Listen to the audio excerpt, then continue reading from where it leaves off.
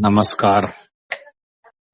श्री ज्ञानेश्वरी गुणार्थ दीपिका, श्री बाबाजी महाराज पंडित,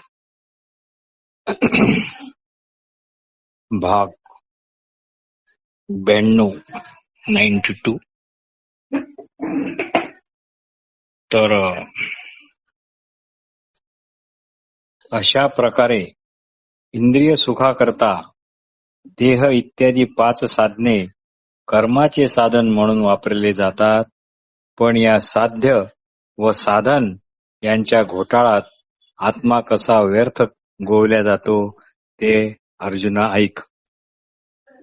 प्रत्यक्ष आकार न होता सूर्य ज्याप्रमाणे आपल्या डोळ्यांना दिसणारे आकार नुसते प्रकट करतो, तसा आत्मा देहाकडून होत असणाऱ्या कर्मांना स्वतः कर्मरूप मुळीच न होता प्रकट करतो इतकेच.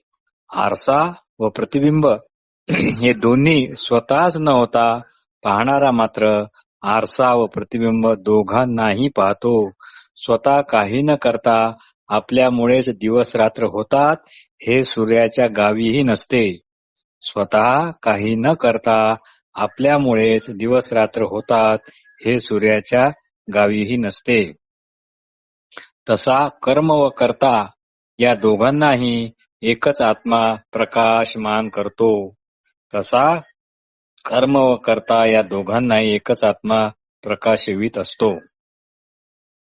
पण ज्यांची बुद्धी मीच देहरूप आहे अशा व्यर्थ अभिमानाने आपल्या मूळच्या शुद्ध आत्मस्वरूपाला विसरून देहाच्या गुंताड्यात अडकली असते, त्यांच्या दृष्टीने ती आत्मतत्वाविषयीची अज्ञानाची मध्यरात्र समजावी.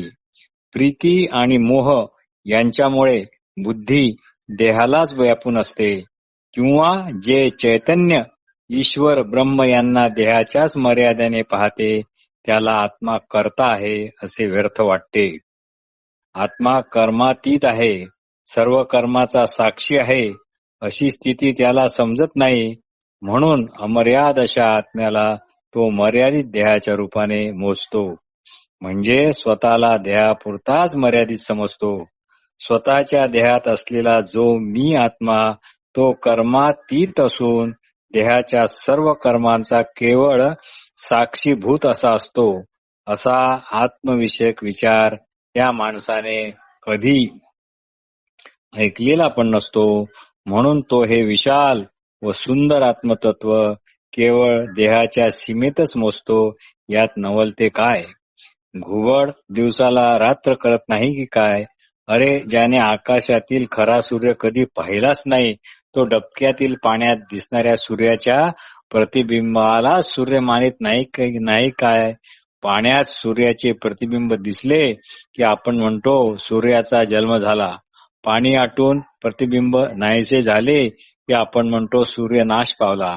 पण पाण्याच्या कंपनामुळे प्रतिबिंबित कंपन पावले तर म्हणतो सूर्य विकारी झाला. झोपेत असलेला जोपर्यंत जागा होत नाही तोपर्यंत त्याला स्वप्न सत्य वाटणारच. यात नवलते काय? ज्याला दोरी ही दोरी आहे ही जाणीव उत्पन्न झाली नाही तो दोरीला साथ समजून सतत भीतच राहणार. यात आश्चर्य ते काय? जोपर्यंत कावीळ तोपर्यंत चंद्र पिवळा. मृगजळावर हरणच प्रेम करू शकते, पण मूर्ख माणूस तर शास्त्र व गुरु यांच्या बाजूने येणारा वारा पण आपल्या अंगाला लागू देत नाही. असा माणूस म्हणजे प्रत्यक्ष मूर्खपणाच जन्मलेला आहे असे समज. देह म्हणजेच आत्मा, म्हणजे देह म्हणजेच मी, या पायावर त्याचे जीवन सगळे उभारलेले असते. तो स्वतःच्या देहजालात गुंतल्यामुळे देहालाच आत्मतत्व मानतो. आकाशातून जात असलेल्या ढगामुळे चंद्रच स्थिर असून सुद्धा कोल्ह्यांना मात्र वाटते की चंद्रच धावत आहे. तेने देहात्म दृष्टीमुळे आत्मया धापे देहाचे जाळे.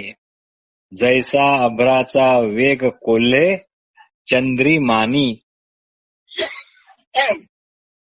आत्मतत्वाला असे मानणारा व मोजणारा हा पुरुष कर्माच्या वज्रगाठींनी नेहमी जखडलेला असून देहाच्या तुरुंगात असतो. नळीवर बसलेला पोपट आपण बांधले आहोत अशा पक्क्या भावनेने आपल्या वस्तुता मोकळ्या व मुक्त पायाने तू नळी आपण स्वतःच पकडून ठेवतो आणि आपण खाली पडू म्हणून घाबरतो. पण आपण खाली पडलो तरी उडू शकतो हे मात्र यावेळी तो साफ विसरलेला असतो. म्हणून जो प्रकृतीचे कर्म शुद्ध आत्मस्वरूपाच्या ठिकाणी आरोपित करतो तो अनंत कालापर्यंत बंधनात अडकतो. कारण त्याने निर्मळ, अविचल, अविकार अशा आत्मतत्वावर प्रकृतीच्या कार्याचा आरोप केलेला आहे. म्हणून निर्मळ आत्मस्वरूपी जो प्रकृतीचे केले आरोपी तो कल्पकोडीच्या मापी भवेची कर्मे व कल्पाच्या अनंत कालाच्या मापाने केवळ कर्मेच मोजत बसतो. अधिष्ठानभूत असलेल्या सच्चिदानंद रूप परब्रह्माच्या स्वरूपाचा विसर पडल्यामुळे किंवा आपण तेच आत्मतत्व आहोत हे न जाणल्यामुळे जीव मात्र मर्यादित अशा देह इत्यादीशी तारतम्य ठेवतो आणि देहाकडून म्हणजेच प्रकृतीकडून होणाऱ्या क्रियेचे कर्तृत्व चुकीने मी केले असे म्हणून ते स्वतःवर व्यर्थ ओढवून घेतो. नित्य प्रकाश रूप असलेल्या सूर्याच्या प्रकाशाच्या ठिकाणी दिवस व रात्र या रूपाने भाव अभाव पाहणारा सूर्याहून भिन्न असलेला माणूसच रात्र व दिवस या भाषेत बोलू शकतो. पण प्रत्यक्ष सूर्याला मात्र दिवस रात्र याची काहीच माहिती नाही. दिवस व रात्र याचे कर्तृत्व माणूस सूर्यावर लादतो. सूर्य इथे केवळ दिवस व रात्र या कल्पनेच्या खेळाला फक्त आधार आहे. वस्तुतः त्याला रात्र व दिवस याचा काहीही गंध नाही. आत्मस्वरूप देखील सूर्याप्रमाणे नित्य ज्ञानरूप आहे. म्हणजे त्याला आपल्या सच्चिदानंद स्वरूपाची साधी जाणीवही नाही किंवा तशी आठवण पण नाही. त्याचप्रमाणे विस्मृती पण नाही, कारण आठवणच नाही तर विस्मृती पण नाही, आणि विस्मृतीतून परत आठवण असाही काही तिथे प्रकार नाही. पण त्याचेच स्फुरण असलेला जीव मात्र ही गोष्ट विसरतो व त्या विसरामुळे तो चुकीने मर्यादित अशा देह इत्यादीशी तादात्म्य पावतो व आपल्या वस्तुता अमर्याद स्वरूपालाच मर्यादित समजू लागतो व देहादिकांचे सर्व धर्म आपल्यावर लादून घेतो व अशा या मर्यादितेच्या जाणीवेमुळेच देशकाल वस्तू असा त्रिविध भेद भासतो. कर्म कर्ता क्रिया हे भाव तेव्हाच उपजतात. हेच विपरीत ज्ञान होय. पण शास्त्र व गुरु यांच्यामुळे हा दोष जातो. पण जो आपल्या मूळ स्वरूपाला प्राप्त होतो, समुद्रात राहूनही वडवानाला ज्याप्रमाणे समुद्राचे पाणी स्पर्श करू शकत नाही, त्याप्रमाणे कर्म समूहात राहूनही अशा माणसाला कर्माचा स्पर्श होतच नाही. अशा माणसाला आपण ओळखणार तरी कसे? कर्मबंध शून्य माणूस जर ओळखता आला की ओळखणारा पण तसाच होतो. कर्मबंध शून्य माणूस जर ओळखता आला की ओळखणारा तसाच होतो. हे अतिशय महत्वाचं आहे. परत ऐकू.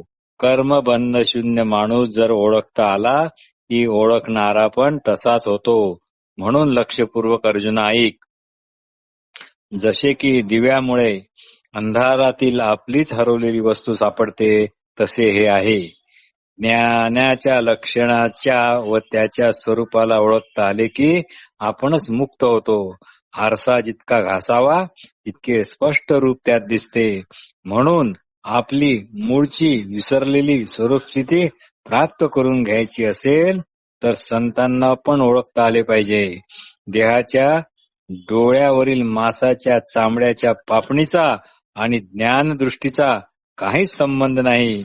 तिच्या उघड झापीमुळे ज्ञानदृष्टीत काहीच फरक पडत नाही. म्हणजे पापणीच्या उघड झापीमुळे ज्ञानदृष्टीत काहीच फरक पडत नाही. तसे संत कर्म करून अथवा न करून नेहमी असंगच राहतात. अर्जुना, अज्ञानाच्या झोपेत विश्वाच्या घडामोडीचे स्वप्न जीव पाहतो. नंतर गुरुकृपा होऊन तत्वमस्यादी महावाक्याच्या बोधाने गुरु त्याला थोपटून थोपटून जागे करतात. तेव्हा त्याची विश्वाच्या स्वप्नाची झोप खंडते व तो अद्वैत भावाच्या आनंदात जागा होतो. सहजेची चैला अद्वया आनंदपणे जो. मग काय होते ते ऐक. चांदणे पसरले की दिवसा अगदी खरे वाटणारे मृगजळाचे पूर लोप पावतात. बाल्यपण निघून गेले की बागुलबाची भीती वाटत नाही.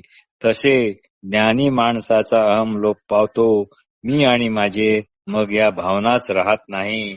सूर्य अंधाराच्या भेटीसाठी कितीही भयान आणि खोल युवरात शिरला तरी अंधाराची भेट सूर्याच्या नशिबात नसते म्हणजे नसतेच. त्याला आपला स्वतःचा प्रकाशच जिकडे तिकडे भेटतो. तसा ज्याने आत्मतत्वात प्रवेश केला तो जे जे म्हणून पाहू जाईल ते ते वस्तुरूप त्याचेच म्हणजे पाहणाऱ्याचेच रूप होते. तो जया तया दृश्याते पाहे ते दृश्य दृष्टेपणेसी होत जाये तयाचेच रूप. भोक्ता भोग्य व द्रष्टा दृश्य याचे ज्ञानाच्या भूमिकेवरून विचार करता कुठेही द्वैत दिसत नाही. त्यांना भिन्न सत्ता नसते. ह्या दोन वस्तू नसून एक अफूट वस्तूच आपणच आपल्यावर प्रेम करण्याकरता किंवा आपणच आपला भोग घेऊन ती लीला दाखवण्याकरता एकाच सत्तेवर स्फुरण पावते व आपले एक पण तुटू न देता दोन रूपाने सतत भासत असते. प्रेमामुळे त्यांच्या दोनपणाचे ज्ञान आनंदात विलीन झाल्यामुळे त्यांना दोनपणाचे ज्ञान कधीच होत नाही व दोनपणाचे ज्ञान होत नाही. म्हणूनच त्यांच्या दोनपणात एकच वस्तू म्हणजे सच्चिदानंद ब्रह्म आपले एकपण कायम ठेवून द्रष्टा दृश्य किंवा भोक्ता भोग्य अशा भावाने क्रीडा करत असते. अज्ञान दशेत दृश्याला आपणाहून भिन्नपणे पाहत असता जी दृश्याची जाणीव होत होती ती ज्ञानानंतर उत्पन्नच होत नाही. अज्ञान दशेत द्रष्टा चेतन दृश्य जड असा भेद असतो. म्हणूनच मी दृश्य पाहिले अशी जाणीव होते. पण ज्ञान दृष्टीने जेव्हा द्रष्टा दृश्यही आत्मरूपाने म्हणजे आपल्याच स्वरूपाने पाहतो तेव्हा तो जाणीव स्वरूप द्रष्टा आत्म्याच्या नित्य ज्ञान दृष्टीशी ऐक्य पाहून म्हणजे संकेत दृष्टीशी ऐक्य पाहून तोही नित्य ज्ञान दृष्टी स्वरूप होऊन जातो. जडरूप दृश्याचा भास पूर्णपणे त्यावेळी मावळून जातो आणि नित्य ज्ञानरूप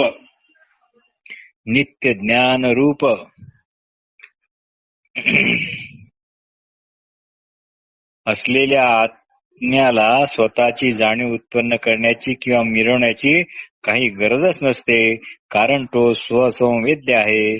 स्वतःच स्वतःचा प्रकाश आहे. जाणीव दैवतातच उत्पन्न होते. पण हा आत्मा जाणीव रूपच असल्यामुळे त्याच्या ठिकाणी जाणीव किंवा नेणीव अशी काही द्वैत नाही. जीव ब्रह्माची जाणीव देखील द्वैताचा भास राहते म्हणूनच आहे. जीव ब्रह्मैक्याची जाणीव देखील द्वैताचा भास राहतो म्हणूनच आहे. पण हा द्वैताचा भास प्रेमात किंवा आनंदात निवृत्त होतो आणि मूळची स्वाभाविक ऐक्य स्थिती प्राप्त झाली की जीव ब्रह्मैक्याची जाणीव स्फुरणे पण बंद होते. तात्पर्य द्रष्टा दृश्यपणे स्फुरणे हा आत्माचा सहज मूळचा स्वभाव आहे. तात्पर्य द्रष्टा दृश्य रूपाने स्फुरणे हा आत्म्याचा स्वभावच असल्यामुळे आपल्या या स्वभावाची जाणीव न होणे हे तर त्याच्या दृष्टीने साहजिकच आहे. अग्नी आणि उष्णता वेगळी करता येत नाही. ज्या वस्तूला अग्नी वेटाळून टाकतो ती वस्तू अग्नीच होते. ज्या वस्तूला अग्नी वेटाळून टाकतो ती वस्तू अग्नीच होते. दाह्य व दाहक हा भाग नसतो. म्हणजे जाळणारा अग्नी व जळली जाणारी वस्तू असा विभाग तेथे उरतच नाही. तद्वत आत्म्यावर कर्मे घडविणारा इत्यादी असा जो कर्तेपणाचा खोटा आरोप येतो तो गेल्यावर तिथे दुसरे का शिल्लक राहणार? अशा प्रकारे आत्मभाव स्थितीचा जो राजाच असतो तो क्षुद्र देहभावात कसा अडकणार? म्हणजे तो देहापुरताच आपल्याला मर्यादित कसा समजेल? प्रलय सागराची भरती म्हणजे प्रलय जलाचा तांडव करणाऱ्या लाटा स्वतःला ओघळ समजतील तरी काय? काय प्रलयांबूचा उन्नाहो ओघ मानी? प्रलय काळाच्या जलसमूहाजवळ ओघ उरणारच नाही. त्याप्रमाणे मीच सर्व ब्रह्मरूप आहे अशी व्यापक ज्ञान अहंता ही देहभावाने सीमित होईल तरी काय? सूर्य काय आपल्या बिंबा इतकाच मर्यादित असतो? प्रतिबिंब ज्याप्रमाणे सूर्याला आवरू शकत नाही त्याप्रमाणे अद्वैत तत्व ज्ञानाने परिपूर्ण झालेला देहभावनेत कसा काय अडकेल? आवरे काय सविता बिंबे धरिला. एकदा मंथन करून लोणी काढले की मग ते लोण्याचा गोळा जरी ताकात ठेवला तरी तो लोण्याचा गोळा परत ताक होणार नाही, ताकात विरघळणार नाही. लाकडातून अग्नी मंथन करून वेगळा केला असता तो काय आपल्याला लाकडाच्या पेटीत परीत कोंडून ठेवता येतो की काय? नाना काष्टोनी विरेशा वेगळा विलिया होताशा राहे काष्टाची या मांदुसा कोंडलेपणे. रात्रीच्या पोटात शिरलेला सूर्य रात्री नावाची गोष्ट आहे असे समजेल तरी काय? किंवा ती नाही असे तरी समजेल तरी का? त्याप्रमाणे जाणायची गोष्ट वा ज्ञेय व जाणतेपणा व ज्ञान ही दोन्ही ज्याने गिळून टाकली त्याला मी असा कोणी एक या देहामध्ये आहे असा अहंकार असणारा तरी काय? तात्पर्य ज्ञेय व ज्ञाता व ज्ञान याचा एकच घास झाला पाहिजे, म्हणजे त्याचे ऐक्य झाले पाहिजे. तर मी देह ही अहंता मग त्यावेळी येणार तरी कुठून? तया देह मी ऐसी अहंता कैची. आकाश सगळीकडेच भरलेले असते, मग जे जिथून तिथे जाओ की जागच्या जागी राहो, किंवा ते कुठेच जाऊ शकत नाही आणि जाणार तरी कुठे? पाण्याला पाण्याचा प्रवाह आडवा आला तर कोणत्या पाण्याला अडविले बरे? पाण्याला पाण्याचा प्रवाह जर आडवा आला तर कोणत्या पाण्याला अडवले बरे? अशा माणसाला जे जे काही कर्म करायचे असेल ते तो मुळात स्वतःच असतो. मग तो कोणत्या कर्माचे करते पण करणार? अरे आकाशाची रात्री किंवा थकल्यावर मुक्काम किंवा वस्ती करायची जागा कुठेतरी असणार आहे की काय? गगनातील ध्रुवतारा कुठूनही कुठे जात नाही, येत नाही, स्थिरच राहतो, त्याला गती नसते. समुद्राला प्रवाह नसतो. अशा प्रकारे आत्मबोधामुळे ज्याचा अहंकार व्यर्थ झाला म्हणजे नाहीसा झाला तरी त्याचा देह असेपर्यंत त्याच्याकडून कर्मेही घडतच राहतात. वायूचे वाहने बंद झाले तरी मागून थोडा वेळ झाडाच्या फांद्या डोलतच राहतात. वारा जरी वाहुनी ओसरे तरी तो डोल रुखी उरे.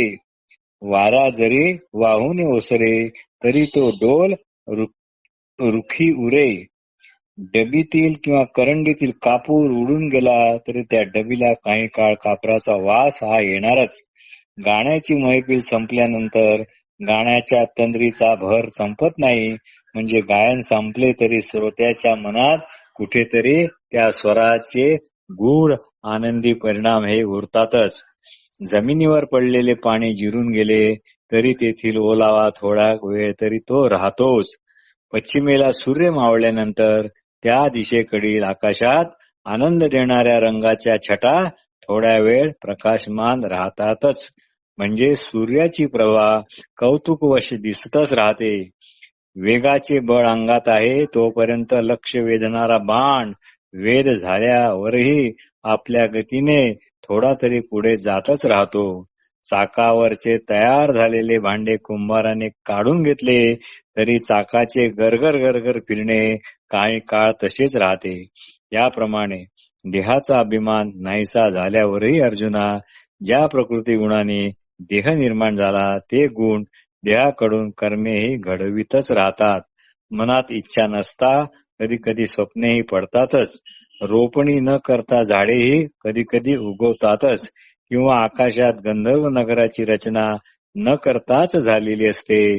याप्रमाणे आत्म्याकडून कोणत्याही उद्योग न होता देह इत्यादी 5 कारणामुळे सर्व कर्मे आपोआप होत राहतात. सारांश, ज्ञानी पुरुष आकाशापेक्षाही व्यापक असलेल्या ब्रह्माशी एकरूप होत असल्यामुळे त्याच्या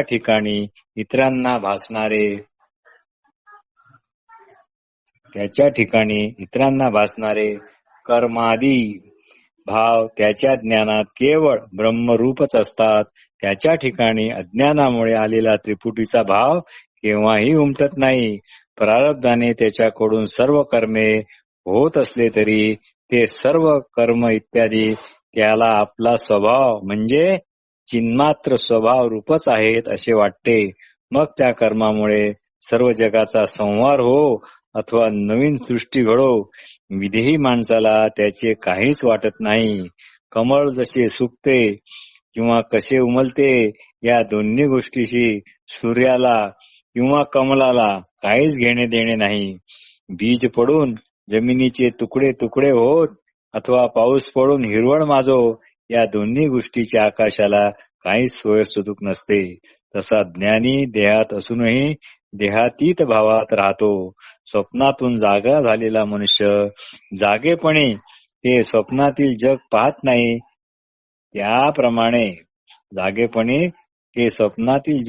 नाही. त्याप्रमाणे देह इत्यादीकडून काहीही घडो तो त्यापासून अलिप्तच राहतो. पण चर्मचक्षु असलेल्यांना त्याची ही विधेय अवस्था समजत नाही. शेताच्या कडेला गवताचा बाहुला बुजगावणे म्हणून उभा करतात, पण कोल्ह्याला मात्र तो खरोखरचाच राखणदार वाटतो.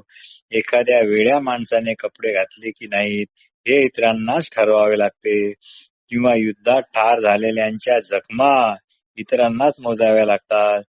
प्रेताला काहीच त्याचे घेणे देणे नसते. सती जाणाऱ्या पतिव्रतीचे भोग, मळवट, शृंगार इत्यादीच्या दृष्टीने इतरांच्या दृष्टीने असतात. तिला मात्र ना आग ना भोग ना शोक ना लोक कशाचेच भान नसते. त्याप्रमाणे जो स्वस्वरूप झाला अर्थात ज्याचे दृष्टित्व दृश्यासह मावळले त्याला इंद्रियाच्या समुदायाकडून काय व्यापार होतात ते कळत नाही. त्याला त्याचे काही घेणे देणे नाही, काही सोयसुतूक नाही.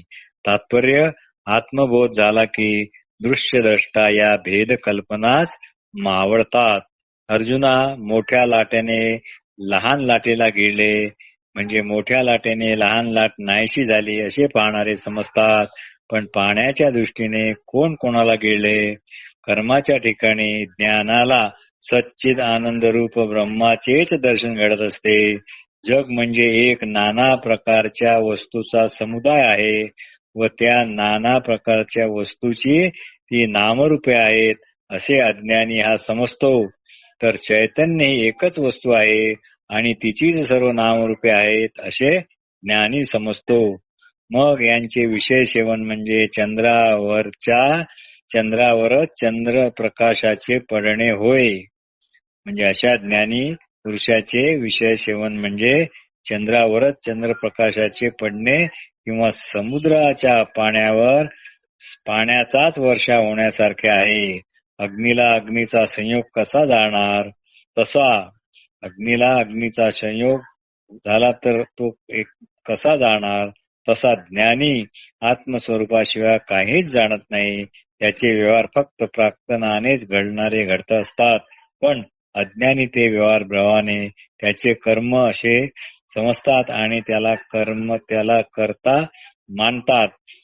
सोन्याच्या चंडिका देवीने सोन्याच्या त्रिशूलाने सोन्याच्या महिषासुराला मारले अशी दर्शवणारी सुवर्णमूर्ती असती तर चंडिकेचा तो व्यवहार भक्ताच्या म्हणजे पुजाऱ्याच्या दृष्टीने खरा असला तरी वस्तुतः महिषासूर शूळ देवी एका सोन्याशिवाय दुसरे काहीच नाही आहे. ते फक्त सोने सोने आणि सोनेच. चित्रात दिसणारे पाणी अग्नी पाहणाऱ्याला जरी एकाच कागदावर दिसत असले तरी तो कागद ओलाही होत नाही आणि पेट पण घेत नाही. फक्त पाणी किंवा अग्नी हा पाहणाऱ्याचा आभास असतो. तसे ज्ञानी माणसाचे सर्व कर्म केवळ प्रारब्धाने होतात. त्याला त्याचे सुखदुःख नसते. नदी गंगेला मिळाली की नदीचा अमंगलपणा हा पार कुठल्या कुठे निघून जातो. तसे आत्मबोध झाला की सर्व दोष जातात. अर्जुना, विस्तवालाच आग लागली तर कोणी काय जाळले? शस्त्र आपणच स्वतःला भोसकले तर कोण कोण कोणाला भोसकले? तसे एक सर्वव्यापी तत्वा वाचून ज्ञानी माणसाला दुसरा कोणताच बोध होत नाही. त्याचा सर्व व्यवहार ज्ञाता ज्ञान देय या त्रिपुटी विरहित असा असतो. त्याच्या सर्व व्यवहारात सच्चिदानंदाचे अखंड अनुसंधान कायम राहते. नमस्कार.